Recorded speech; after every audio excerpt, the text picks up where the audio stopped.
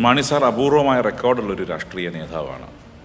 അപൂർവത എന്നത് ഒരു വ്യക്തി 50 വർഷത്തിലേറെ ഒരു കോൺസ്റ്റിറ്റ്യുവൻസിയിൽ നിന്ന് ഇലക്ട് ചെയ്യപ്പെടുന്നു.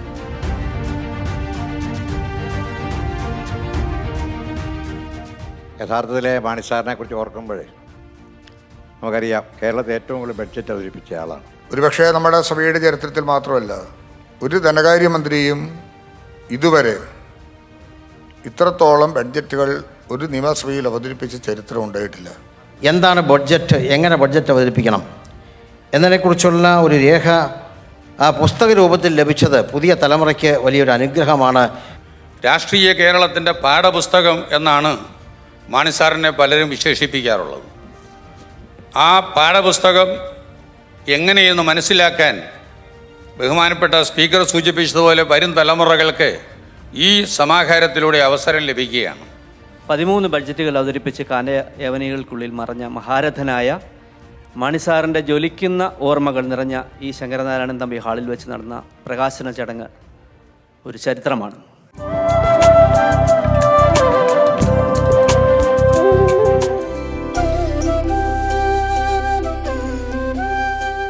ആദരണീയനായ നമ്മുടെ പുസ്തകത്തിൻ്റെ പ്രകാശകൻ, കേരളത്തിൻ്റെ ബഹുമാന്യനും പ്രിയങ്കരനുമായ നിയമസഭാ സ്പീക്കർ, നമ്മുടെ വേദി സന്നിയമാക്കുന്ന ശ്രീ എൻ ഷംസീർ അവറുകൾ, പുസ്തകം ഏറ്റുവാങ്ങുന്ന ഏറെ പ്രിയപ്പെട്ട നമ്മുടെ മന്ത്രി ശ്രീ റോഷി അഗസ്റ്റിൻ അവറുകൾ, പ്രിയപ്പെട്ട Jo Michael MLA, doctor Stephen George XMLA അവറുകൾ, ഡോക്ടർ കുര്യാ സാറ്, പ്രിയപ്പെട്ട അനിൽ വേഗ, ചടങ്ങിൽ പങ്കെടുക്കുന്ന ഏറെ പ്രിയപ്പെട്ടവർ, കെ മാണി സാറിൻ്റെ നിയമസഭ അവതരിപ്പിക്കേണ്ട 13 ബഡ്ജറ്റുകളുടെ ഒരു സമാഹാരമാണ് ഡോൺ ബുക്സ് പബ്ലിഷ് ചെയ്യുന്നത്.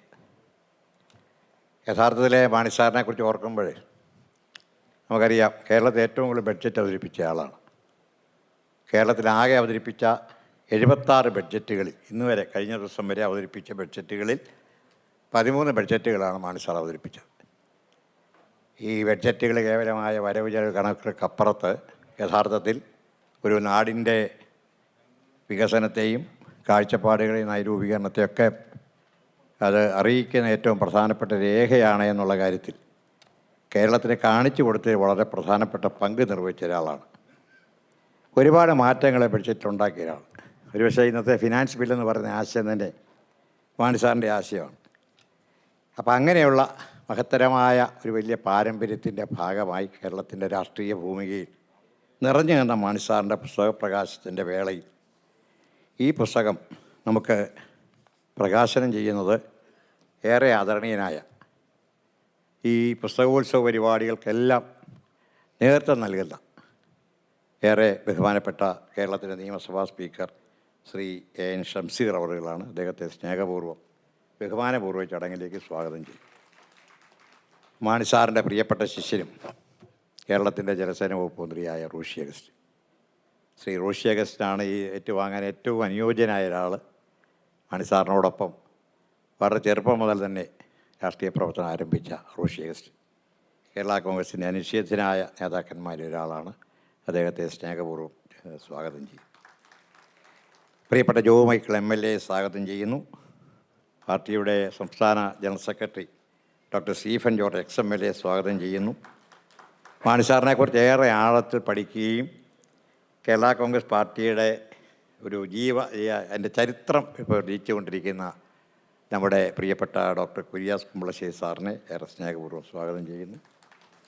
ഡോൺ ബുക്സാണ് ഈ ദൗത്യം ഏറ്റെടുത്തത്. പ്രിയപ്പെട്ട അനിൽ വേഗയാണ് ഇതിൻ്റെ എല്ലാം അനിലിനെയും സ്വാഗതം ചെയ്യുന്നു. ഈ മനോഹരമായ ചടങ്ങിൽ പങ്കെടുക്കാൻ കടന്നു വന്ന നിങ്ങളെല്ലാവരെയും ഒരിക്കൽ കൂടി സ്നേഹപൂർവ്വം സ്വാഗതം ചെയ്തുകൊണ്ട് എളിയ വാക്കുകൾ ഞാൻ അവസാനിപ്പിക്കുന്നു. നന്ദി, നമസ്കാരം.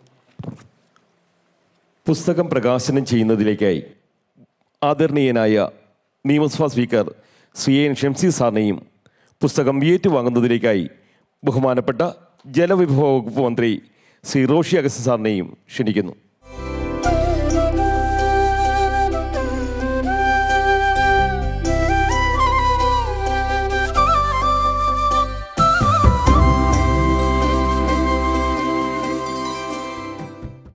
വേദിയിലിരിക്കുന്ന ബഹുമാന്യനായ കേരളത്തിൻ്റെ ജലവിഭവ വകുപ്പ് മന്ത്രി ശ്രീ റോഷി അഗസ്റ്റിൻ, സ്വാഗതം ആശംസിച്ച government chief whip doctor Jayaraj, Job Michael, Stephen George,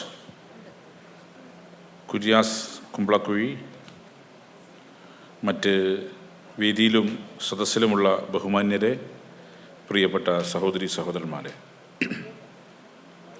ഈ പുസ്തകോത്സവത്തിൻ്റെ ഭാഗമായി ഇതിനോടകം നിരവധി പുസ്തകങ്ങൾ ഈ 4-ാം ദിവസം എത്തുമ്പോഴേക്കും പ്രകാശനം ചെയ്തു എന്നുള്ളതാണ്. വിവിധ പ്രസാധകന്മാർ, വിവിധ എഴുത്തുകാരുടെ വിവിധ പുസ്തകങ്ങളാണ് ഈ കേരള ലെജിസ്ലേറ്റീവ് അസംബ്ലിയുടെ വ്യത്യസ്ത വേദികളിൽ വെച്ച് പ്രകാശനം ചെയ്തിട്ടുള്ളത്. അതിൽ ലോഞ്ചിൽ വെച്ച് പ്രകാശനം ചെയ്യുന്ന പുസ്തകമാണ് കേരളത്തിൻ്റെ ആരാധ്യനായ നേതാവും കേരള കോൺഗ്രസിൻ്റെ പ്രമുഖ നേതാവും കേരള രാഷ്ട്രീയത്തിലെ പ്രമുഖനായ നേതാവുമായ ശ്രീ കെ മാണി സാറിൻ്റെ ബഡ്ജറ്റ് പ്രസംഗങ്ങളെ അടിസ്ഥാനപ്പെടുത്തിക്കൊണ്ട് തയ്യാറാക്കിയ പുസ്തകമാണ് ഡോൺ ബുക്സ് ഇവിടെ ഇന്ന് പ്രസിദ്ധീകരിച്ചതും അത് അല്പസമയം മുമ്പ് നിങ്ങളുടെ എല്ലാം സാന്നിധ്യത്തിൽ പ്രകാശനം ചെയ്തതും. മാണി സാർ അപൂർവമായ റെക്കോർഡുള്ളൊരു രാഷ്ട്രീയ നേതാവാണ്. അപൂർവത എന്നത് ഒരു വ്യക്തി 50 വർഷത്തിലേറെ ഒരു കോൺസ്റ്റിറ്റ്യുവൻസിയിൽ നിന്ന് ഇലക്ട് ചെയ്യപ്പെടുന്നു. അത് അപൂർവതയാണ്. അത് വളരെ അപൂർവം രാഷ്ട്രീയ നേതാക്കന്മാർക്ക് മാത്രം ലഭിക്കുന്ന ഭാഗ്യമാണ്. അത്തരത്തിൽ അപൂർവമായ ഒരു ഭാഗ്യമാണ് ശ്രീ മാണി സാറിന് പാലാക്കാരും അദ്ദേഹത്തിൻ്റെ പാർട്ടിയും നൽകിയത്. അത് അദ്ദേഹം ജനങ്ങൾ അർപ്പിച്ച വിശ്വാസവും ജനങ്ങൾ അദ്ദേഹം അർപ്പിച്ച വിശ്വാസത്തിൻ്റെയും ഭാഗം തന്നെയാണ്. ഞാൻ 2016 ആദ്യമായി നിയമസഭാ സാമാജികനായി വരുന്നത്. അന്ന് മാണി സാർ ആ സഭക്കകത്ത് ഏറ്റവും പ്രമുഖ നേതാക്കളിൽ ഒരാളാണ്. ഞാൻ അദ്ദേഹത്തിൽ കണ്ട പ്രത്യേകത, അദ്ദേഹം വളരെ കൃത്യമായി സഭക്കകത്തിരുന്ന് വലിപ്പ ചെറുപ്പമില്ലാതെ എല്ലാവരുടെയും പ്രസംഗം കേൾക്കുന്ന ഒരാളായിരുന്നു. അതോടൊപ്പം സഭാ നടപടികളെക്കുറിച്ച് അഗാധമായ പാണ്ഡിത്യമുള്ള സാമാജികന്മാരിൽ ഒരാൾ കൂടിയായിരുന്നു മാണി സാർ എന്നതാണ്. അദ്ദേഹത്തിൻ്റെ കൂടെ 3 വർഷം മാത്രമേ എനിക്കിരിക്കാൻ സാധിച്ചിട്ടുള്ളൂ. അപ്പോഴേക്കും അദ്ദേഹം അകാലത്തിൽ മരിച്ചു എന്നുള്ളതാണ്. അദ്ദേഹത്തിൻ്റെ ഭാഗ്യം എന്നത് ഒന്ന് 50 വർഷം തുടർച്ചയായിരുന്നു എന്നത് മാത്രമല്ല, രണ്ടാമത് കേരള രാഷ്ട്രീയത്തിൽ ഒരാൾക്കും ലഭിക്കാത്ത ഭാഗ്യം, അത് തുടർച്ചയായി 13 തവണ ബജറ്റ് അവതരിപ്പിക്കാൻ ഭാഗ്യമുണ്ടായി എന്നുള്ളതാണ്. ഒരു രാഷ്ട്രീയ നേതാവിന് മന്ത്രിയായിരുന്ന് ഒരു വകുപ്പിൽ 13 വർഷം തുടർച്ചയായി ബജറ്റ് അവതരിപ്പിക്കാൻ സാധിക്കുക എന്നുള്ളത് രാഷ്ട്രീയത്തിൽ അപൂർവത തന്നെയാണ്. 50 വർഷത്തിലേറെ ഇരുന്ന ഉമ്മൻചാണ്ടി സാറുണ്ട്. പക്ഷേ ബജറ്റ് 13 തവണ അവതരിപ്പിച്ച മാണി സാറിൻ്റെ റെക്കോർഡ് ഇനി ആർക്കെങ്കിലും തകർക്കാൻ സാധിക്കും എന്ന് ഞാൻ വിശ്വസിക്കുന്നില്ല എന്ന് തന്നെയാണ്. അപ്പം അദ്ദേഹത്തിൻ്റെ 13 ബജറ്റുകൾ, ആ ബജറ്റുകൾ അവതരിപ്പിച്ച പ്രസംഗത്തിൻ്റെ പൂർണ്ണരൂപം പ്രിൻ്റ് രൂപമാക്കി ഇവിടെ ആളുകൾക്ക് നൽകുകയാണ് ഡോൺ ബുക്സ്. തീർച്ചയായും അത് കേരള രാഷ്ട്രീയം പഠിക്കാൻ വരുന്ന രാഷ്ട്രീയ വിദ്യാർത്ഥികൾക്ക് റഫറൻസ് ഗ്രന്ഥമായിട്ടായിരിക്കാം. കാരണം തടി കാണുമ്പോൾ തോന്നുന്നു അങ്ങനെ തന്നെയാണ്. പുസ്തകത്തിൻ്റെ ചട്ടയും പുസ്തകത്തിൻ്റെ ചട്ട തന്നെ നല്ല ഉറച്ച ചട്ടയാണ്. അതിൻ്റെ പുസ്തകത്തിൻ്റെ കനവും കാണുമ്പം അതൊരു അക്കാഡമിക് പർപ്പസാണ്, പ്യൂർലി അക്കാഡമിക് പർപ്പസ് ആയിരിക്കുമെന്നാണ് പ്രസാധകൻ ഉദ്ദേശിക്കുന്നത്. കാരണം നാളെ നിയമസഭയിലേക്ക് കടന്നു വരുന്ന സാമാജികന് ഒരു ബജറ്റ് പ്രസംഗത്തിൻ്റെ മുകളിൽ ചർച്ചയിൽ എങ്ങനെ പങ്കെടുക്കണം, ബജറ്റ് പ്രസംഗം എങ്ങനെയാണ് തുടങ്ങിയ കാര്യങ്ങൾക്കകത്ത് ഒരു ധാരണയുണ്ടാക്കാൻ ഈ പുസ്തകം ഗുണം ചെയ്യും എന്ന ശുഭാപ്തി വിശ്വാസം എനിക്കുള്ളത്. അപ്പം അതുകൊണ്ട് തന്നെ ഈ പുസ്തകം വളരെ ഹെൽപ്ഫുൾ ആയിരിക്കുമെന്ന് മാത്രമല്ല, ഇത് രാഷ്ട്രീയ വിദ്യാർത്ഥികൾക്ക് ഗുണകരമാകും. ഒപ്പം നിയമസഭാ സാമാജികന് കൂടി ഒരു റഫറൻസ് ഗ്രന്ഥമായി മാറും എന്ന് തന്നെയാണ് പ്രതീക്ഷിക്കുന്നത്. അദ്ദേഹവുമായി എനിക്ക് ചുരുങ്ങിയ കാലത്തെ ബന്ധം മാത്രമേ ഉള്ളൂ. അദ്ദേഹത്തെ നേരിട്ട് പരിചയപ്പെടുന്നത് 2011-16 കാലഘട്ടത്തിൽ അദ്ദേഹം മന്ത്രിയായിരിക്കുന്ന ഘട്ടത്തിലാണ്.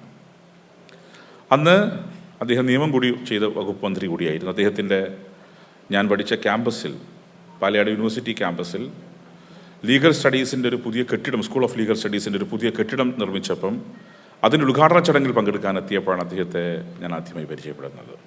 അനർഘനിർഘളമായി ഒഴുകുന്ന വാക്കുകൾ, ഒരു ലോ വിദ്യാർത്ഥിയോട് എന്താണോ പ്രസംഗിക്കേണ്ടത് അത് കൃത്യമായി അദ്ദേഹം പ്രസംഗിച്ചു എന്നുള്ള അദ്ദേഹത്തിൻ്റെ പ്രത്യേകത. അങ്ങനെ പ്രസംഗിച്ച പിന്നീട് അദ്ദേഹവുമായി അടുത്തിടപഴകുന്ന നിയമസഭാ സാമാജികനായപ്പോഴാണ്.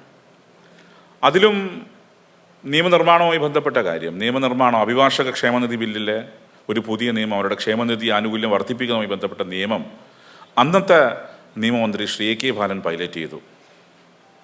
ആ നിയമത്തിൻ്റെ മുകളിൽ ചർച്ചയ്ക്ക് വേണ്ടി നറുക്കിട്ടപ്പം ചർച്ചയ്ക്ക് നറുക്കിട്ട് കിട്ടിയ ഭരണപക്ഷത്തിലുള്ള MLA ഞാനായിരുന്നു. അപ്പോൾ നിയമസഭയിൽ വന്നിട്ടേ ഉള്ളൂ. ഒരു നിയമനിർമ്മാണത്തിൽ എങ്ങനെ ചർച്ചയിൽ പങ്കെടുക്കണമെന്ന കാര്യം പോലും ധാരണ ഉണ്ടായിരുന്നില്ല. അപ്പോൾ സഭക്കകത്തിരിക്കുന്ന ഒരു മുതിർന്ന അംഗം എന്ന നിലയിൽ അദ്ദേഹം മുന്നിലിരിക്കുകയാണ്. എപ്പോഴും കണ്ടാൽ ചിരിക്കും, തിരിച്ച് ഞാനും ചിരിക്കും. അപ്പം അങ്ങനെ ഞാൻ അദ്ദേഹത്തിൻ്റെ അരികിൽ പോയി, ഞാനിങ്ങനെ ആദ്യമായിട്ടാണ് ഒരു ബില്ലിൽ ചർച്ചയിൽ പങ്കെടുക്കാൻ പോകുന്നത്. എങ്ങനെയാണ് സാർ ഞങ്ങൾക്ക് ആവശ്യമായൊരു ഒരു പുതുക്കക്കാരൻ നിലക്ക് ഒന്ന് കാര്യങ്ങൾ. അപ്പോൾ അദ്ദേഹം കാര്യങ്ങൾ കുറച്ച് പറഞ്ഞു തന്നു. ഞാൻ വിചാരിച്ചു നാളെയാണ് ബില്ല്, ഇന്നാണ് ചർച്ച ചെയ്യുന്നത്. അപ്പം അവിടെ അദ്ദേഹം പറഞ്ഞു, കേട്ടു, ഞാൻ കുറിച്ചെടുത്തു, അദ്ദേഹം പോയി, ഞാനും പോയി. പക്ഷെ പിന്നീട് ഞാൻ കണ്ട അദ്ദേഹത്തിൻ്റെ പ്രത്യേകത, ആ നിയമം സഭക്കകത്ത് ചർച്ചക്കെടുക്കുന്ന ഘട്ടത്തിൽ അദ്ദേഹം ഓഫീസിൽ നിന്ന് എൻ്റെ പ്രസംഗം എത്ര സമയത്താണ് വരിക എന്ന് മനസ്സിലാക്കി കൃത്യമായി അദ്ദേഹത്തിൻ്റെ ഫ്രണ്ട് സീറ്റിൽ അദ്ദേഹം ഇരിക്കുന്നുണ്ടായിരുന്നു. അദ്ദേഹത്തിന് ഇപ്പോൾ കേൾക്കേണ്ട കാര്യമൊന്നും ഉണ്ടായിരുന്നില്ല, കാരണം ഒരു പുതിയൊരാളാണ്. അതാണ് അദ്ദേഹത്തിൻ്റെ പ്രത്യേകത. ഞാൻ അദ്ദേഹത്തിൽ കണ്ട ഒരു പ്രത്യേകത ആണ്, ആ നിയമനിർമ്മാണത്തിൻ്റെ ഘട്ടത്തിൽ സഭക്കകത്ത് ആ നിയമനിർമ്മാണം ചർച്ച ചെയ്യുന്ന ഘട്ടത്തിൽ വളരെ കൃത്യമായി എൻ്റെ പ്രസംഗത്തിൻ്റെ നോട്ട് മനസ്സിലാക്കി. അതിൻ്റെ 2 പ്രസംഗം മുമ്പ് വന്നിരുന്നു, എൻ്റെ പ്രസംഗം കേട്ടു, ഒരു ചെറിയ പുഞ്ചിരിയോടുകൂടി എന്നെ മുന്നിരുന്ന പ്രസംഗം കേട്ട് അദ്ദേഹം തിരിച്ചുപോയി. ആ നിയമം പാസ്സാക്കിയപ്പം ഞാൻ മൂവ് ചെയ്തൊരു ഭേദഗതി അന്ന് സർക്കാർ അഡോപ്റ്റ് ചെയ്തു എന്നുള്ളതാണ്. ഇതാണ് മാണി സാറുമായി എനിക്കുള്ള ബന്ധം. കേരള രാഷ്ട്രീയത്തിൽ ഏറ്റവും തലയെടുപ്പുള്ള, ഏറ്റവും ഉയർന്ന രാഷ്ട്രീയ നേതാവ്, ആർക്കും അവഗണിക്കാൻ സാധിക്കാത്ത, ടൈംലെസ് ആണ്. അദ്ദേഹത്തിൻ്റെ പ്രസംഗങ്ങളൊക്കെ വളരെ ടൈംലെസ് ആണ്, കാലത്തിനും അതീതമാണ്. തീർച്ചയായും അദ്ദേഹത്തെ ഓർക്കാൻ എക്കാലത്തും രാഷ്ട്രീയ വിദ്യാർത്ഥികൾക്ക് അദ്ദേഹത്തിൻ്റെ പ്രസംഗം ഒരു പഠനവിധേയമാക്കത്തക്ക നിലയിൽ പ്രസിദ്ധീകരിച്ച ഡോൺ ബുക്സിനോടും അതിനെല്ലാ സഹായം ചെയ്തു കൊടുത്ത അദ്ദേഹത്തിൻ്റെ പാർട്ടി നേതൃത്വത്തോടുമെല്ലാം കേരള നിയമസഭയോടുള്ള നന്ദി അറിയിച്ചുകൊണ്ട് നിങ്ങളുടെ എല്ലാം അനുവാദത്തോടുകൂടി കെ മാണി സാറിൻ്റെ ബഡ്ജറ്റ് പ്രസംഗങ്ങൾ എന്ന പുസ്തകം പ്രകാശനം ചെയ്ത് പ്രഖ്യാപിച്ച് ഞാൻ എൻ്റെ വാക്കുകൾ അവസാനിപ്പിക്കുകയാണ്.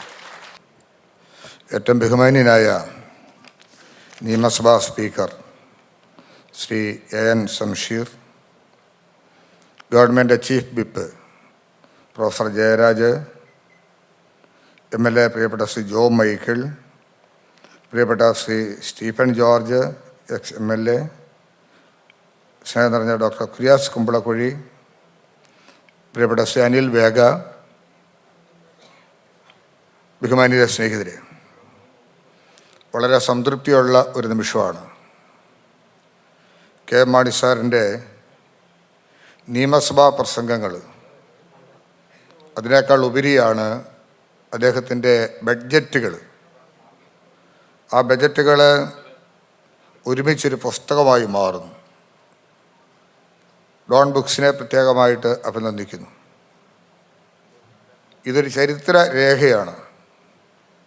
ബഹുമാന്യനായ സ്പീക്കർ സൂചിപ്പിച്ചതുപോലെ കാലത്തിനതീതമായി കാര്യങ്ങൾ അറിയുകയും പ്രവർത്തിക്കുകയും ചെയ്ത ഒരു വ്യക്തി തൻ്റെ ജീവിതത്തെ എങ്ങനെയാണ് സാമൂഹിക, രാഷ്ട്രീയ, സാംസ്കാരിക മേഖലകളിൽ സ്വാധീനവും ശക്തിയും ഉറപ്പിച്ചത് എന്നുള്ളത് മാണി സാറിൻ്റെ രാഷ്ട്രീയ ജീവിതത്തിലേക്ക് തിരിഞ്ഞു നോക്കിയാൽ മാത്രം മതിയാവും.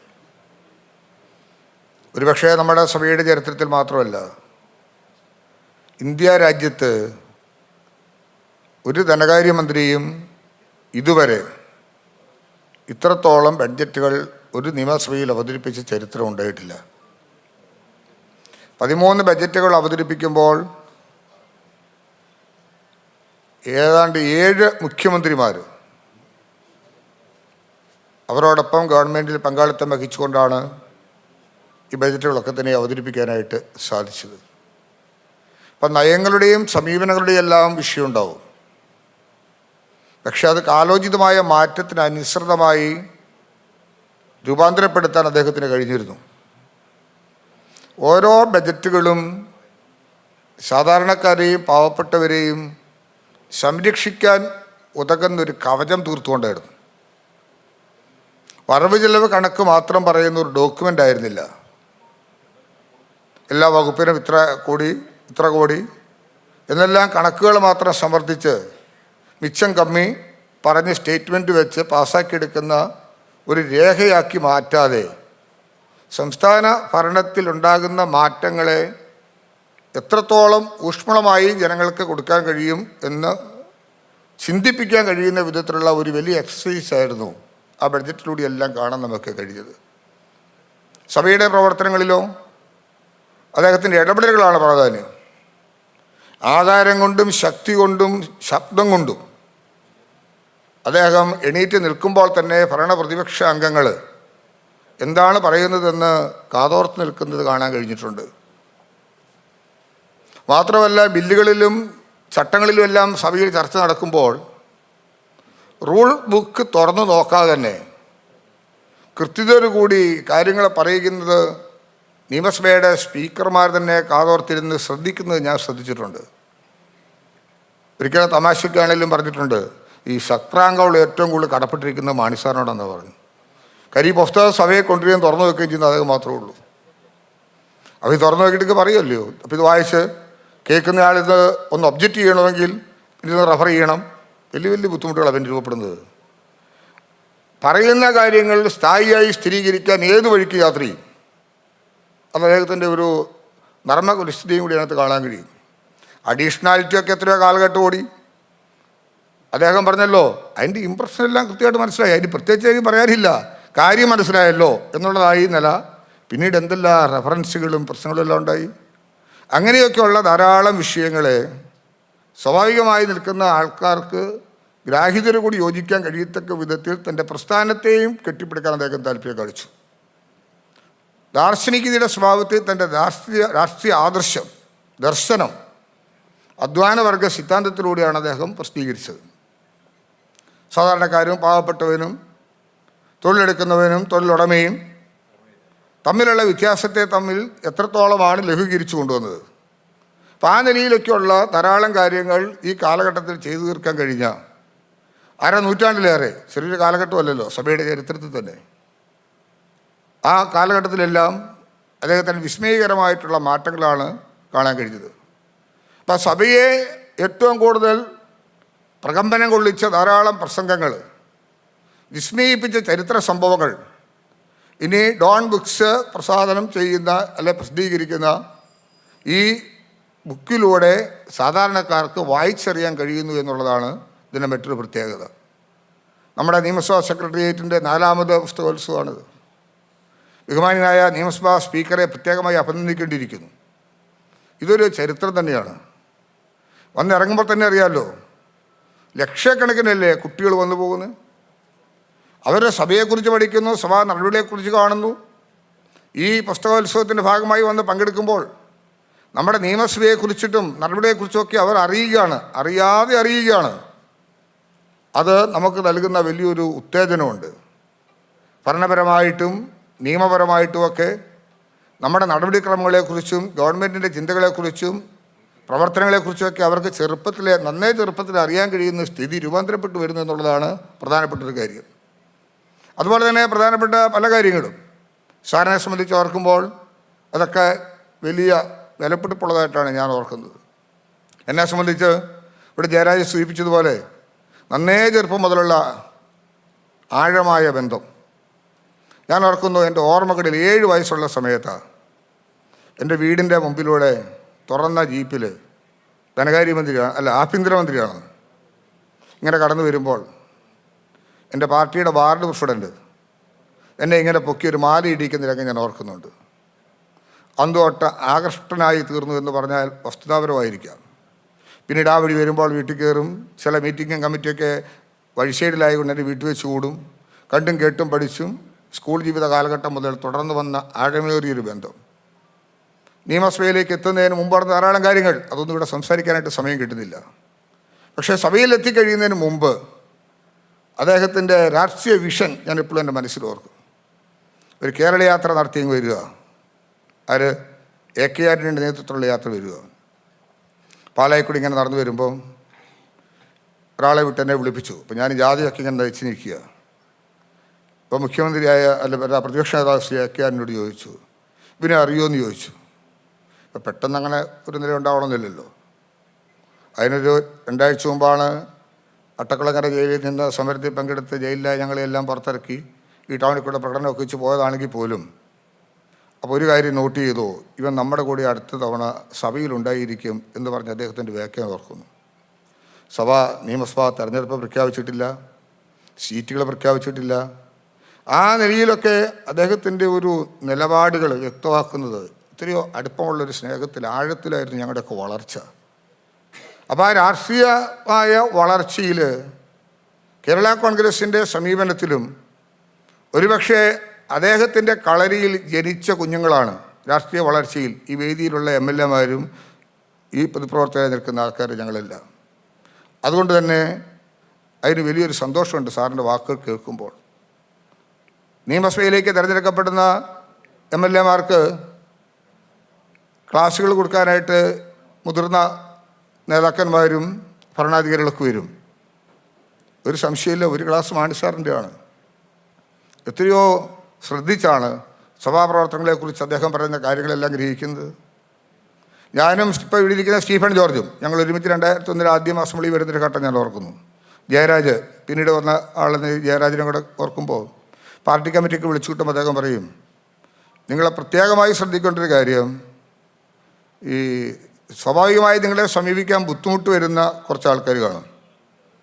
അവരുടെ കാര്യങ്ങളിൽ നല്ലവണ്ണം ശ്രദ്ധിച്ചോണം. അവരുടെ കാര്യങ്ങൾ ചെയ്തു കൊടുക്കുന്നതിൽ വീഴ്ച ഉണ്ടാകരുത്. അത്തരം കാര്യങ്ങളോടുള്ള സമീപനം പാവപ്പെട്ടവരോടും അദ്ദേഹം തൻ്റെ ഗവൺമെൻറ്റിൽ ധനമന്ത്രി എന്ന നിലയിലും കൊണ്ടുവന്നു.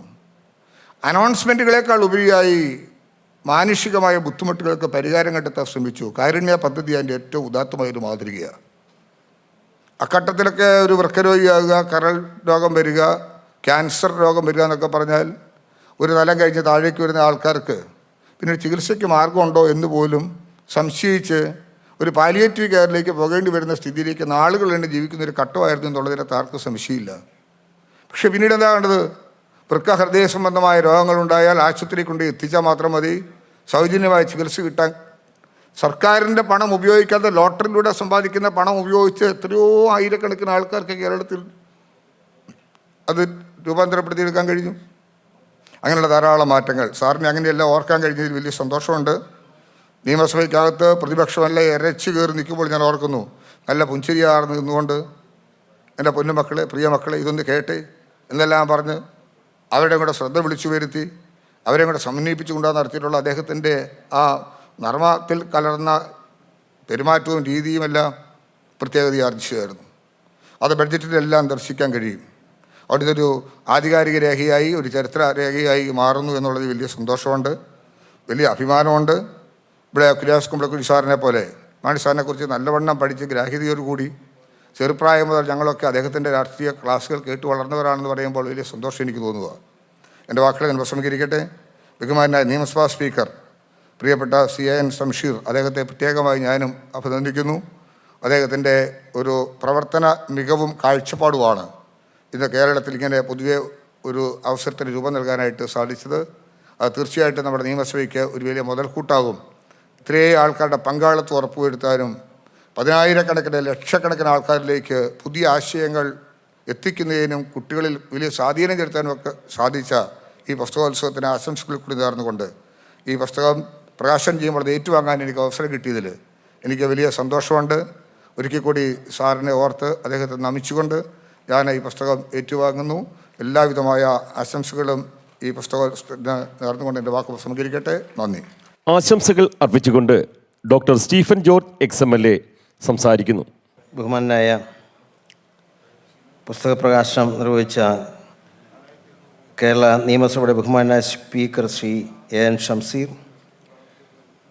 ഏറ്റുവാങ്ങിയ ബഹുമാനായ ജലസേന വകുപ്പ് മന്ത്രി ശ്രീ റോഷി അഗസ്റ്റിൻ, പ്രിയപ്പെട്ട chief whip doctor N Jayaraj, ഇവിടെ സന്നിഹിതനായിരുന്ന ശ്രീ ജോ മൈക്കിൾ MLA, ബഹുമാനായ ഡോക്ടർ കുര്യാസ് കുമ്പളക്കുഴി, ശ്രീ അനിൽ വേഗ, സ്നേഹമുള്ള സഹോദരി സഹോദരന്മാരെ, വലിയ അഭിമാനത്തോടും സന്തോഷത്തോടും കൂടിയാണ് നാം എല്ലാം ഇവിടെ നിൽക്കുന്നത്. ആദ്യമായി ഇത്തരം ഒരു അവസരമൊരുക്കുക എന്ന് പറഞ്ഞാൽ ഈ അന്താരാഷ്ട്ര പുസ്തകമേള കേരളത്തിൽ ചർച്ചയായ 4ാമത്തെ ഈ മേള കുറ്റമറ്റതായി സംഘടിപ്പിച്ച ബഹുമാനായ സ്പീക്കറെയും അദ്ദേഹത്തിൻ്റെ നിയമസഭാ ഉദ്യോഗസ്ഥരെയും എല്ലാം പ്രത്യേകമായി അഭിനന്ദിക്കാൻ ഈ സന്ദർഭം ഞാൻ വിനിയോഗിക്കുന്നു. രണ്ടാമതായി ശ്രീ അനിൽ വേഗ ഡോൺ ബുക്സിൻ്റെ പേരിൽ ഇത് സംഘടിപ്പിച്ചത് വർഷങ്ങളായി 1976-77 ആദ്യത്തെ ബഡ്ജറ്റ് മാണിസാർ നിയമസഭയിൽ അവതരിപ്പിക്കുന്നത്. അന്ന് മുതൽ ബഡ്ജറ്റ് പ്രസംഗങ്ങൾ ഒരുമിച്ചാക്കി ഒരു പുസ്തക രൂപത്തിലാക്കിയതിൻ്റെ ഗുണം ഈ മേഖലയെക്കുറിച്ച് പഠിക്കുന്ന റിസർച്ച് കോളേജസ് ആയിട്ടുള്ള വിദ്യാർത്ഥികൾക്ക് അവർക്കിത് പരിധി നടക്കേണ്ടതില്ല. എന്താണ് ബഡ്ജറ്റ്, എങ്ങനെ ബഡ്ജറ്റ് അവതരിപ്പിക്കണം എന്നതിനെക്കുറിച്ചുള്ള ഒരു രേഖ ആ പുസ്തക രൂപത്തിൽ ലഭിച്ചത് പുതിയ തലമുറയ്ക്ക് വലിയൊരു അനുഗ്രഹമാണ്. അതിന് പ്രത്യേകമായി ഇതിന് മുൻകൈയെടുത്ത ശ്രീ അനിൽ വേഗയെ ഞാൻ പ്രത്യേകമായി അനുമോദിക്കുന്നു. ഇതിനു മുമ്പ് മാണിസാർ മന്ത്രിയാകുന്നതിന് മുമ്പ് ധാരാളം ധനകാര്യ മന്ത്രിമാർ വന്നിട്ടുണ്ട്. പക്ഷേ നിയമസഭയിലെ ബഡ്ജറ്റ് അവതരണം ഒരു കണക്ക് അവതരണം, ചെലവ് വരവ് കണക്കുകളുടെ ഒരു അവതരണമായി മാറിയിരുന്നുവെങ്കിൽ മാണിസാറിന് ശേഷം, അദ്ദേഹം മന്ത്രിയായതിനു ശേഷം ബഡ്ജറ്റ് ഒരു പ്രധാനപ്പെട്ട നയരേഖയായി ഒരു ഗവൺമെൻറ് സംബന്ധിച്ച് മാറിയത് മാണിസാർ മന്ത്രിയായിരുന്ന സമയത്താണ്. എനിക്കൊന്ന് 76-77 ബഡ്ജറ്റ് വലിയ മാറ്റം വരുന്നൊരു ബഡ്ജറ്റാണ്. സാധാരണക്കാരെ ചേർത്ത് പഠിക്കാൻ എക്കാലത്ത് മാണിസാർ ബഡ്ജറ്റിലൂടെ ശ്രമിച്ചിട്ടുണ്ട്. നമ്മൾ ഇന്ന് പഞ്ചായത്തിലേക്ക് പോയാൽ നിരവധി പഞ്ചായത്ത് മെമ്പർമാർ ഇവിടെ ഉണ്ട്. 19 ഇനം പഞ്ചായത്ത് സൗജന്യങ്ങൾ എന്ന് പറഞ്ഞാൽ പെൻഷനുകൾ വിവിധ ആളുകൾക്ക് നൽകുന്ന കാഴ്ച നമുക്ക് കാണാൻ കഴിയും. ഒരു പെൻഷൻ പോലും കേരളത്തിൽ ഇല്ലാത്ത സമയത്ത് ആദ്യമായി കർഷക തൊഴിലാളി പെൻഷൻ പ്രഖ്യാപിച്ചത് നയിനാർ മുഖ്യമന്ത്രിയായിരുന്ന കാലത്ത് ബഹുമാനായ മുഖ്യമന്ത്രി അദ്ദേഹമായിരുന്നപ്പോൾ അദ്ദേഹത്തെ വായിച്ചു കേൾപ്പിച്ചതിലൂടെയാണ്. മാണിസാർ തന്നെ പ്രസംഗിച്ച് ഞാൻ കേട്ടിട്ടുണ്ട്. ആ ഭാഗം വന്നപ്പം കണ്ണടച്ച് കേട്ടിരുന്ന നയിനാർ ചാടി എണീറ്റ് ആ ഭാഗം ഒന്നുകൂടെ വായിക്കണം എന്ന് പറഞ്ഞ് അത് അവതരിപ്പിച്ചപ്പോൾ എനിക്ക് കഴിയാത്തത് കുഞ്ഞുമാണിക്ക് കഴിഞ്ഞു എന്ന് പറഞ്ഞ് മാണിസാറിനെ കെട്ടിപ്പിടിച്ച് അപ്രീഷിയേറ്റ് ചെയ്തു. കർഷക തൊഴിലാളികൾക്ക് കേരളത്തിൽ ആദ്യമായി പെൻഷൻ പ്രഖ്യാപിക്കുന്നത് ഈ ബഡ്ജറ്റിലൂടെയാണ്. അങ്ങനെ ബഡ്ജറ്റിലൂടെയാണ് അദ്ദേഹം സാധാരണക്കാർക്കായിട്ടുള്ള മുഴുവൻ കാര്യങ്ങൾ ചെയ്ത് ചെത്തു തൊഴിലാളികൾക്ക് ക്ഷേമനിധി ബോർഡ് അനുവദിച്ചുൾപ്പെടെ. ഞാൻ അത്ഭുതകരമായ ഒരു കാര്യം ബഡ്ജറ്റിൽ വായിച്ചത് ഓർക്കുകയാണ്. അദ്ദേഹം സാധാരണക്കാരായ ആളുകൾ, ചെറുകിട വ്യവസായികൾ, അവർ വലിയ വിഷമത്തിലാണ്. ഉദ്യോഗസ്ഥന്മാർ പോയി പരിശോധിച്ച് അവർക്ക് ടാക്സ് ഇമ്പോസ് ചെയ്യും. ആ ടാക്സ് അടച്ചാൽ പിന്നെ ലാഭമില്ല, നഷ്ടമാണ്. ഒരു വർഷം സേവനം ചെയ്താൽ, അവർ ജോലി ചെയ്താൽ, അവരെല്ലാം പരാതിയായിട്ട് മാണിസാറിൻ്റെ അടുത്ത് വന്നു. മാണിസാർ ബഡ്ജറ്റ് പ്രസംഗത്തോട് തീരുമാനമെടുത്തു. ഇന്ത്യയിലെ ധനകാര്യമന്ത്രിമാരിൽ ആരും കാണിക്കാത്ത ധൈര്യമാണ് മാണിസാർ കാണിച്ചത്. അദ്ദേഹം ഒരു പ്രഖ്യാപനം നടത്തി. ഇത്ര രൂപയിൽ താഴെ വരുമാനമുള്ള ചെറുകിട വ്യാപാരികൾ, വ്യവസായികൾ, അവരെ ഇനി ഉദ്യോഗസ്ഥന്മാർ പരിശോധിക്കേണ്ടതില്ല. അവർ എല്ലാ വർഷവും നൽകുന്ന, സ്വയം ഒപ്പിട്ട് നൽകുന്ന കണക്കിൻ്റെ അടിസ്ഥാനത്തിലുള്ള ടാക്സ് ഈടാക്കിയാൽ മതിയെന്ന് പറയുന്ന ഒരു പ്രഖ്യാപനം ബഡ്ജറ്റിൽ നടത്തി. ഇന്ത്യയിലെ ഒരു ധനകാര്യമന്ത്രിമാർക്കും ധൈര്യം ഉണ്ടായിരുന്നില്ല. അത് ചെയ്തത് മാണിസാറാണ്. ചെറിയൊരു കാര്യമല്ല. ഞാൻ ദീർഘമായി സമയം എടുക്കുന്നില്ല. അങ്ങനെ ഒരുപാട് കാര്യങ്ങൾ ബഡ്ജറ്റിലൂടെ പ്രഖ്യാപിച്ചിട്ടുള്ള സമുന്നതനായ, കേരളത്തിന് മാതൃകയായ, ഇന്ത്യക്ക് മാതൃകയായ നേതാവാണ് മാണിസാർ. ഇവിടെ ജയരാജ് സാർ സൂചിപ്പിച്ചപ്പോൾ ധനകാര്യ ബില്ലിനെക്കുറിച്ച് പറയുകയുണ്ടായി. സമയക്കുറവുണ്ടായി, ദീർഘമായി സംസാരിക്കേണ്ട വിഷയമാണ്. മാണിസാറാണ് ഇന്ത്യയിൽ ആദ്യമായി ധനകാര്യ ബില്ല് ഇൻട്രൊഡ്യൂസ് ചെയ്തത്. അത് ഭരണത്തിന് വലിയ സൗകര്യമായി. അങ്ങനെ ഒരുപാട് കാര്യങ്ങൾ. ഞാൻ എല്ലാ ആശംസയും അർപ്പിക്കുന്നു. എൻ്റെ വാക്കുകൾ അവസാനിപ്പിക്കുന്നു. നമസ്കാരം. നന്ദി സാർ. ആശംസകൾ അർപ്പിക്കുന്നതിലേക്കായി ഡോക്ടർ സൂര്യാസ് കുമ്പളക്കുഴിയെ ആദരപൂർവ്വം ക്ഷണിക്കുന്നു. ബഹുമാനായ നിയമസഭാ സ്പീക്കർ, ബഹുമാനപ്പെട്ട മന്ത്രി ശ്രീ റോഷി അഗസ്റ്റിൻ, ബഹുമാനായ chief whip doctor N Jayaraj, പ്രിയപ്പെട്ട ശ്രീ സ്റ്റീഫൻ ജോർജ്, പ്രിയ അനിൽ വേഗ, സുഹൃത്തുക്കളെ, ഏറ്റവും ആഹ്ലാദകരമായ ഒരു സന്ദർഭത്തിനാണ് ഞാനും നിങ്ങളും ഇപ്പോൾ സാക്ഷ്യം വഹിക്കുന്നത്. കേരളത്തിൻ്റെ ചരിത്രത്തിൽ ഏറ്റവും കൂടുതൽ ബജറ്റുകൾ അവതരിപ്പിച്ച മാണിസാറിൻ്റെ ആ ബജറ്റുകളുടെ ആമുഖമായ പ്രസംഗങ്ങൾ, അവ സമാഹരിച്ച് 13 പ്രസംഗങ്ങൾ സമാഹരിച്ച് ഇപ്പോൾ പ്രസിദ്ധീകരിക്കുകയാണ്. രാഷ്ട്രീയ കേരളത്തിൻ്റെ പാഠപുസ്തകം എന്നാണ് മാണിസാറിനെ പലരും വിശേഷിപ്പിക്കാറുള്ളത്. ആ പാഠപുസ്തകം എങ്ങനെയെന്ന് മനസ്സിലാക്കാൻ ബഹുമാനപ്പെട്ട സ്പീക്കർ സൂചിപ്പിച്ചതുപോലെ വരും തലമുറകൾക്ക് ഈ സമാഹാരത്തിലൂടെ അവസരം ലഭിക്കുകയാണ്. മനോഹരമായ പ്രൊഡക്ഷൻ. സാധാരണ രീതിയിലുള്ള ഒരു പുസ്തകത്തിൻ്റെ സൈസല്ല ഇത്. ക്രൗൺ 1/4 സൈസിൽ, ഇതൊരു ഓഡ് സൈസാണ്. ക്രൗൺ 1/4 സൈസിലെ 615 പേജുള്ള വളരെ ബൃഹത്തായ ഒരു സമാഹാരമാണ് ഇന്നിവിടെ പ്രകാശനം ചെയ്തിരിക്കുന്നത്. മാണിസാറിൻ്റെ ബജറ്റുകളെ പറ്റിയൊക്കെ ഇവിടെ ആധികാരികമായി പറയാൻ അവകാശമുള്ളവരും അർഹതയുള്ളവരും വേറെയുണ്ട്. എന്നെപ്പോലുള്ള ആളുകൾ അതൊക്കെ അകലെ നിന്ന് കേൾക്കുകയും വിലയിരുത്തുകയും ഒക്കെ ചെയ്തിട്ടുള്ളവരാണ്. എന്നെ അത്ഭുതപ്പെടുത്തിയ പല കാര്യങ്ങളും മാണിസാറിൻ്റെ ബജറ്റ് അവതരണത്തിൽ ഉണ്ടായിട്ടുള്ളതായി ഞാൻ ഓർമ്മിക്കുന്നു. അതിൽ അദ്ദേഹത്തിൻ്റെ ആദ്യത്തെ ബജറ്റ് 1976-77 ബജറ്റിൽ ഇവിടെ പറഞ്ഞല്ലോ, വികസനത്തിൻ്റെ രൂപരേഖയാണ്, ഒരു സംസ്ഥാനത്തിൻ്റെ ഒരു ജനതയുടെ വികസനത്തിൻ്റെ രൂപരേഖയാണ് മാണിസാർ അവതരിപ്പിക്കുന്ന ഓരോ ബജറ്റും എന്ന്. ആ ആദ്യത്തെ ബജറ്റിൽ തന്നെ അദ്ദേഹം ചെയ്ത കാര്യം ഒന്ന്, അന്നുവരെ ആരും സ്പർശിക്കാതിരുന്ന അഭിഭാഷകരുടെ ക്ഷേമനിധി എന്ന് പറയുന്ന ഒരാശയം ആ ബജറ്റിലാണ് അദ്ദേഹം ആദ്യമായിട്ട് അവതരിപ്പിക്കുന്നത്. എല്ലാ ബജറ്റിലും അദ്ദേഹം ഏതെങ്കിലും ഒരു സമൂഹത്തിന് ഒരു ക്ഷേമനിധി അല്ലെങ്കിൽ ഒരു പെൻഷൻ പ്രഖ്യാപിക്കുക പതിവായിരുന്നു. ഈ ആദ്യത്തെ ബജറ്റിൽ തന്നെ കേരളത്തിലെ സ്വകാര്യ കോളേജ് അധ്യാപകരൊക്കെ പെൻഷൻ അനുവദിച്ചുകൊണ്ടുള്ള പ്രഖ്യാപനവും കാണാൻ നമുക്ക് കഴിയും. ഇത്തരത്തിൽ ഓരോ ബജറ്റും ജനപ്രിയമാകുന്ന ഒരു അനുഭവം മാണിസാറ് കേരളത്തിന് ആ 13 ബജറ്റുകളിലൂടെയും നൽകിയിട്ടുണ്ട്. ഞാൻ ഒരു കാര്യം ഓർമ്മിക്കുന്നത്, 2011-12 ബജറ്റിൽ മാണിസാർ അവതരിപ്പിച്ചത് കേരളത്തിൻ്റെ വിവിധ ഭാഗങ്ങളിലായിട്ട് 33 റോഡുകളുടെ നിർമ്മാണ പദ്ധതിയാണ്. അതോടൊപ്പം 12 പാലങ്ങളുടെയും കൂടെ നിർമ്മാണ പരിപാടി അദ്ദേഹം ആ ബജറ്റിൽ ഉൾക്കൊള്ളിച്ചിരുന്നു. നോക്കണേ, ഈ റോഡുകളും പാലങ്ങളും ഉൾപ്പെടെയുള്ള 45 പദ്ധതികൾ അദ്ദേഹം ഒരൊറ്റ ബജറ്റിൽ തന്നെ അവതരിപ്പിച്ചിരിക്കുകയാണ്. അതുകൊണ്ടും തീർന്നില്ല, കണ്ണൂർ വിമാനത്താവളത്തിന് ആദ്യമായി 30 കോടി രൂപ അനുവദിക്കുന്നത് ഈ 2011-12 ബജറ്റിലാണ്. അതോടൊപ്പം കൊച്ചി മെട്രോയുടെ പ്രാരംഭ പ്രവർത്തനങ്ങൾക്ക് 25 കോടി അനുവദിച്ചതും അതേ ബജറ്റിലാണ്. അതും തീർന്നില്ല, വിഴിഞ്ഞം തുറമുഖ പദ്ധതിയുടെ തുടക്കത്തിന് വേണ്ടുന്ന ബജറ്റ് വിഹിതം അനുവദിക്കുന്നതും ഈ ബജറ്റിലാണ്. അതോടൊപ്പം കോട്ടയത്ത് ഒരു മോബിലിറ്റി ഹബ്ബ്, കോട്ടയം കോടിമതയിലെ ട്രെയിൻ, വിമാനം, ബസ്, ഈ 3 സഞ്ചാര മാർഗങ്ങളുടെ ഒരു സംഗമസ്ഥാനം രൂപപ്പെടുത്താനായിട്ടുള്ള പദ്ധതി അദ്ദേഹം പ്രഖ്യാപിക്കുകയുണ്ടായി. അതേ ബജറ്റിൽ തന്നെ മലയോര വികസന അതോറിറ്റി, വള്ളുവനാട് വികസന അതോറിറ്റി, ഭരണങ്ങാനം വികസന അതോറിറ്റി, വർക്കലയുടെ സമഗ്ര വികസന പരിപാടി, ശബരിമലയുടെ സമഗ്ര വികസന പദ്ധതി, പിന്നെ മാലിന്യമുക്ത കേരളം പദ്ധതി, അത് മാണിസാറാണ് ആദ്യം പ്രഖ്യാപിക്കുന്നത്. അതോടൊപ്പം തന്നെ അതേ ബജറ്റിലാണ് കേരളത്തിലെ കർഷക തൊഴിലാളി പെൻഷൻ്റെ കാര്യം നമ്മളെപ്പോഴും പറയും. കേരളത്തിലെ 60 വയസ്സ് കഴിഞ്ഞ കർഷകർക്ക് പ്രതിമാസം 300 രൂപ വെച്ചുകൊണ്ടുള്ള ഒരു പെൻഷൻ പദ്ധതിയും ഈ 2011-12 ആ ഒറ്റ ബജറ്റിലാണ് അവതരിപ്പിക്കുന്നത്. അപ്പോൾ ഇതുപോലെ അദ്ദേഹത്തിൻ്റെ 13 ബജറ്റുകളിലും ഇങ്ങനെ നിരന്തരമായി വികസന പരിപാടികളുടെ അവതരണം നമുക്ക് കാണാവുന്നതാണ്. അങ്ങനെയാണ് ഒരു രാഷ്ട്രത്തിൻ്റെ അല്ലെങ്കിൽ ഒരു സംസ്ഥാനത്തിൻ്റെ ഒരു ജനതയുടെ വികസനത്തിൻ്റെ രൂപരേഖയായി ബജറ്റ് പരിണമിക്കുന്നത്. അത്തരത്തിലുള്ളൊരു അത്ഭുതം മാണിസാറാണ് കേരളത്തിൽ അവതരിപ്പിച്ചത് എന്നുള്ളത് പരാമർശിക്കുന്നു. എനിക്ക് അധികം സംസാരിക്കാൻ അനുവാദമില്ല. ഒരു കാര്യം കൂടെ സൂചിപ്പിച്ചു കൊള്ളട്ടെ. ഈ ബജറ്റ് അവതരിപ്പിക്കുന്നതിൻ്റെ തുടക്കത്തിൽ ഒരു കവിത അവതരിപ്പിക്കുക, ഒരു സംസ്കൃത ശ്ലോകം അവതരിപ്പിക്കുക, ബജറ്റ് അവസാനിപ്പിക്കുമ്പോൾ അതൊരു സംസ്കൃത പദ്യത്തിൽ അവസാനിപ്പിക്കുക, ഇങ്ങനെയുള്ള ചില തന്ത്രങ്ങൾ മാണിസാർ പ്രകടിപ്പിക്കുന്നത് ഞാൻ ശ്രദ്ധിച്ചിട്ടുണ്ട്. 1986-87 തോന്നുന്നു അദ്ദേഹം ബജറ്റ് പ്രഭാഷണം ആരംഭിക്കുന്നത് ഭഗവത്ഗീതയിലെ ഒരു ശ്ലോകം ഉദ്ധരിച്ചുകൊണ്ടാണ്. അത് നൈനം ചിന്തന്തി ശസ്ത്രാണി നൈനം ദഹതി പാവക നൈനം ക്ലേദയന്തി ആവോ ന ശോഷയതി മാരുത എന്നാണ്. ഇത് ഭഗവത്ഗീതയിലെ ആത്മാവിനെ പറ്റി പറയുന്ന ഭാഗമാണ്.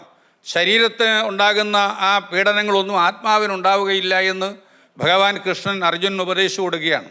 ഞാൻ സാറിനോട് ചോദിച്ചു, സാറേ എന്താണ് ഈ ഭഗവത്ഗീതയിലെ ഒരു മന്ത്രഭാഗം ഉദ്ധരിച്ചുകൊണ്ട് സാറ് ബജറ്റ് പ്രസംഗം ആരംഭിച്ചതിൻ്റെ കാരണം ഞാൻ പിന്നീട് ഒരിക്കൽ ചോദിച്ചതാണ്.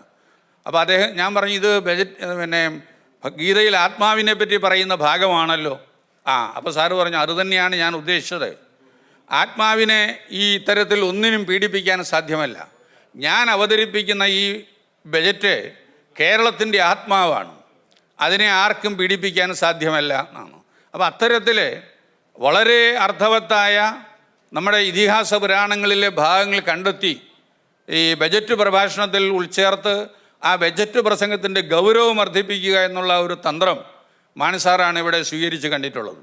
2013-14 ബജറ്റാണെന്ന് തോന്നുന്നു അവസാനിപ്പിച്ചത് ഋഗ്വേദത്തിലെ അവസാനത്തെ മന്ത്രത്തോടു കൂടിയാണ്. സമാനീവ ആഗോതി സമാനി ഹൃദയാനിവ സമാന വസ്തുവോ മന യഥാവ സുസഹാസതി എന്നാണ്. അപ്പോൾ അതിൻ്റെ അർത്ഥം എന്താണ് എന്ന് ചോദിച്ചാൽ, സമാനീവ ആഗോതി എല്ലാവരുടെ അഭിപ്രായം ഒന്നാണ്, സമാനീവ ഹൃദയാനിവ എല്ലാവരുടെയും ഹൃദയങ്ങൾ ഒന്നായിരിക്കണം, സമാന വസ്തുവോ മന എല്ലാവരുടെയും മനസ്സ് ഒന്നായിരിക്കട്ടെ, യഥാവ സുസഹാസതി അങ്ങനെയാണ് ക്ഷേമം ഉണ്ടാകുന്നത്, അനുഭവപ്പെടുന്നത് എന്നാണ്. അപ്പോൾ ഈ മാണിസാറിൻ്റെ വീക്ഷണം അതാണ്. പ്രതിപക്ഷവും ഭരണപക്ഷവും എന്നുള്ള ഭേദമില്ലാതെ എല്ലാവരും ഒരേ ആശയത്തിൽ ഈ ബജറ്റിനെ സ്വീകരിക്കുക എന്നുള്ളതാണ്. അപ്പോൾ ഇത്തരത്തിൽ ബജറ്റിൻ്റെ ശരീരത്തെയും ആത്മാവിനെയും ഒരു പുതിയ തലത്തിലേക്ക് ഉയർത്തിക്കൊണ്ട് കേരളത്തിൻ്റെ രാഷ്ട്രീയ ചരിത്രത്തിൽ ഒരു വിസ്മയം അവതരിപ്പിച്ച മഹാമനീഷിയാണ്, തൃഷ്ണാശാലിയാണ്, ദീർഘവീക്ഷണ ഉള്ള രാഷ്ട്രീയ നേതാവാണ് മാണി സാറ് എന്നുള്ളത് നമ്മളിവിടെ ആദരപൂർവ്വം ഓർമ്മിക്കുന്നു. അത് അനുസ്മരിപ്പിച്ചുകൊണ്ട് ഞാൻ എൻ്റെ ഈ പ്രസംഗം അവസാനിപ്പിക്കുന്നു. നന്ദി സാർ. പുസ്തക പ്രകാശന ചടങ്ങിന് നന്ദി രേഖപ്പെടുത്തുന്നതിനായി ശ്രീ അനിൽ വേഗയെ ക്ഷണിക്കുന്നു. ബഹുമാന്യരെ, പ്രിയപ്പെട്ടവരെ, കേരള സംസ്ഥാനം രൂപീകരിച്ചിട്ട് 69 വർഷം പൂർത്തീകരിച്ചിരിക്കുകയാണ്. അതിൽ 52 വർഷം നിയമസഭാ സാമാജികനായി 13 ബഡ്ജറ്റുകൾ അവതരിപ്പിച്ച് കാലയവനികൾക്കുള്ളിൽ മറഞ്ഞ മഹാരഥനായ മാണിസാറിൻ്റെ ജ്വലിക്കുന്ന ഓർമ്മകൾ നിറഞ്ഞ ഈ ശങ്കരനാരായണൻ തമ്പി ഹാളിൽ വെച്ച് നടന്ന പ്രകാശന ചടങ്ങ് ഒരു ചരിത്രമാണ്. ഈ പുസ്തകം പ്രസിദ്ധീകരിക്കാൻ ഡോൺ ബുക്സിന് അവസരം തന്ന കേരള കോൺഗ്രസ് ചെയർമാൻ ശ്രീ ജോസ് കെ മാണി സാറിനും പ്രതിച്ഛായ മാസികയുടെ ചീഫ് എഡിറ്റർ ഡോക്ടർ കുര്യാസ് കുമ്പളക്കൽ സാറിനും നന്ദി അറിയിക്കുന്നു. ഈ മഹത്തായ ഗ്രന്ഥം പ്രകാശനം ചെയ്തതും ഈ പുസ്തകത്തിന് അവതാരിക എഴുതിയതും, അത് ഇവിടെ ആരും പറഞ്ഞില്ല, ഈ പുസ്തകത്തിന് അവതാരിക എഴുതിയത് നമ്മുടെ ബഹുമാനായ സ്പീക്കറാണ്. ഈ പുസ്തകത്തിന് അവതാരിക എഴുതിയതും 4 സീസണുകളിലായി മറ്റ് സംസ്ഥാനങ്ങൾക്ക് മാതൃകയായ വിധത്തിൽ, നമുക്കറിയാം 4 സീസണായിട്ട് ഇവിടെ നടക്കുന്ന ഈ വലിയ ഒരു മാമാങ്കത്തെക്കുറിച്ച് നമുക്കറിയാം, ഈ പുസ്തകത്തിനെക്കുറിച്ച്. ഇതിന് ആദരണീയ സ്പീക്കർ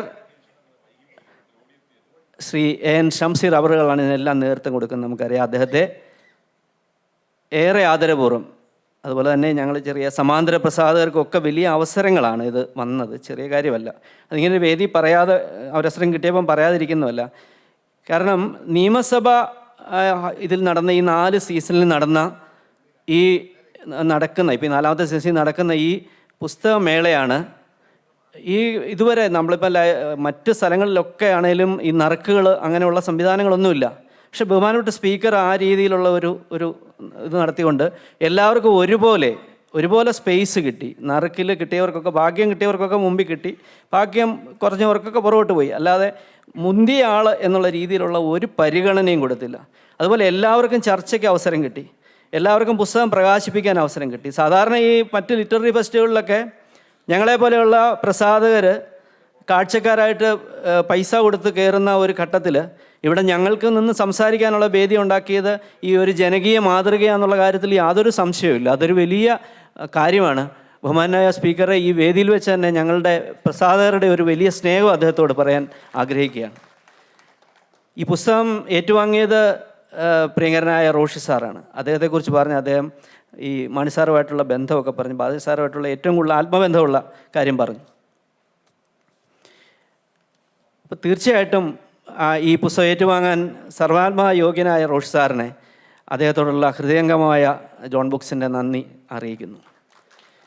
അതുപോലെ ഈ ചടങ്ങിന് സ്വാഗതം ആശംസിച്ചത് ഗവൺമെൻറ് ചീഫ് വിപ്പും നമുക്ക് എല്ലാവർക്കും പ്രിയങ്കരനായ ജയരാജ് സാറാണ്. എന്നെ സംബന്ധിച്ചും അദ്ദേഹത്തോട് വളരെയധികം ആത്മബന്ധമുണ്ട്. അദ്ദേഹത്തിൻ്റെ 3 പുസ്തകങ്ങൾ, സാമാജികൻ സാക്ഷി, പിന്നെ പുള്ളിപ്പുലിയും വള്ളിപ്പുലിയും, അതിപ്പം വന്നേക്കുന്ന പുതിയ പുസ്തകം, ഈ 3 പുസ്തകവും പ്രസിദ്ധീകരിച്ചത് ഡോൺ ബുക്സാണ്. ഒരു പുസ്തകം ഭാഷാ ഇൻസ്റ്റിറ്റ്യൂട്ടും. അദ്ദേഹത്തിനോടുള്ള നന്ദിയും ഈ അവസരത്തിൽ അറിയിക്കുന്നു. അതുപോലെ തന്നെ ഈ ചടങ്ങിൽ ജോബ് മൈക്കിൾ സാർ ഉണ്ടായിരുന്നു. അദ്ദേഹത്തിന് പെട്ടെന്ന് പോകേണ്ടി വന്നു. അദ്ദേഹത്തോടുള്ള സ്നേഹം അറിയിക്കുന്നു. അതുപോലെ തന്നെ നമ്മുടെ സ്റ്റീഫൻ ജോർജ് സാറ് കൃത്യസമയത്ത് തന്നെ ഇവിടെ വരികയും നന്നായി ഈ വിഷയത്തെ അവതരിപ്പിക്കുകയും ചെയ്തു. അദ്ദേഹത്തോടുള്ള ഡോൺ ബോക്സിൻ്റെ നന്ദി ഈ അവസരത്തിൽ അറിയിക്കുന്നു. ഞാൻ ആദ്യം കുര്യാസ് സാറിൻ്റെ പേര് പറഞ്ഞാണെങ്കിലും അദ്ദേഹത്തിൻ്റെ പേര് ഞാൻ ഒന്നുകൂടി ആവർത്തിക്കുന്നു. പ്രിയങ്കരനായ കുര്യാസ് സാറെ, ഇങ്ങനൊരു അവസരം തന്നതിന് അങ്ങയോടുള്ള ഹൃദയംഗമായ നന്ദി ഡോൺ ബോക്സിൻ്റെ അറിയിക്കുന്നു. ഇതെല്ലാം ഉപരി ഇത്രയും മഹത്തായ, ഇത്രയും ഗംഭീരമായ ഒരു സദസ്സ്, ഈ വേദി, ഇതെല്ലാം വിട്ടു തന്നതിന് ഈ പ്രിയങ്കരനായ ഷംസീർ സാറിനോടുള്ള സ്നേഹം ഒരിക്കൽ കൂടി അറിയിക്കുന്നു. പ്രിയപ്പെട്ടവരെ, ഇവിടെ എത്തിച്ചേർന്നിട്ടുള്ള മാണിസാറിനോട് സ്നേഹമുള്ള മാണിസാറിൻ്റെ പാർട്ടി പ്രവർത്തകർ, വളരെ ദൂരെ നിന്ന് തന്നെ ധാരാളം പാർട്ടി പ്രവർത്തകർ ഇവിടെ നേരത്തെ തന്നെ എത്തി. അതുപോലെ തന്നെ സ്റ്റാഫുകളുണ്ട്, അതുപോലെ തന്നെ പത്രപ്രവർത്തകരുണ്ട്. ഏറ്റവും പ്രധാനം മാണിസാറിനെ സ്നേഹിക്കുന്ന പ്രവർത്തകരാണ്. അവർ ഹൃദയത്തിൽ ഇപ്പോഴും മാണിസാറിന് അവർക്കൊരു ജ്വലിക്കുന്ന നക്ഷത്രമായിട്ട് അവർക്ക് മാണിസാറുണ്ട്. അവരുടെ ഓർമ്മകളിലുണ്ട്, എല്ലാ സ്പർശങ്ങളിലും മാണിസാറുണ്ട്. അതുമാത്രമല്ല, മാണിസാറിൻ്റെ ഓർമ്മകൾ ഇരമ്പുന്ന ഈ ഒരു വലിയ ഈ ഹാളിൽ അദ്ദേഹത്തിൻ്റെ ഒരു അദൃശ്യ സാന്നിധ്യം തീർച്ചയായിട്ടും ഞങ്ങൾ അനുഭവിക്കുന്നുണ്ട്. ഈ പുസ്തകം ഈ രീതിയിലാവണമെന്ന് വളരെ വർഷങ്ങളായിട്ട് കേരള കോൺഗ്രസ് പ്രവർത്തകർ ആഗ്രഹിക്കുന്നുണ്ട്. അതിന്ന് സഫലമായി. എന്നെക്കൊണ്ട് ചെറിയ രീതിയിലുള്ള ഒരു സ്പേസിങ്ങേ ചെയ്യാൻ പറ്റുകയുള്ളൂ. അദ്ദേഹത്തിൻ്റെ ആ നിയമസഭാ സമ്മേളനത്തിൽ പ്രസംഗിക്കുന്ന ഒരു പടമാണ് അതിൻ്റെ കവറിൽ കൊടുത്തത്. ആ കവർ ഡിസൈൻ ചെയ്തത് ഞാൻ തന്നെയാണ്. അപ്പോൾ അങ്ങനെ പല കാര്യങ്ങളിൽ ഈ പുസ്തകമായിട്ട് ഇഴുകിച്ചേർന്ന് അതിൻ്റെ ഓരോ ഘട്ടങ്ങളിലും പ്രവർത്തിക്കാനും സാധിച്ചു. ഒരിക്കൽ കൂടി ഇവിടെ എത്തിച്ചേർന്നിരിക്കുന്ന എല്ലാ പ്രിയപ്പെട്ടവർക്കും, എല്ലാ നിയമസഭാ സാമാജികരടക്കമുള്ള എല്ലാ ഉദ്യോഗസ്ഥർക്കും, നമ്മുടെ പ്രിയങ്കരനായ സ്പീക്കർ അടക്കമുള്ള എല്ലാവർക്കും ഒരിക്കൽ കൂടി ഡോൺ ബുക്സിന് വേണ്ടിയിട്ടും കേരള കോൺഗ്രസ് എമ്മിന് വേണ്ടിയിട്ടുള്ള സ്നേഹവും സന്തോഷവും അറിയിക്കുന്നു. നന്ദി, നമസ്കാരം.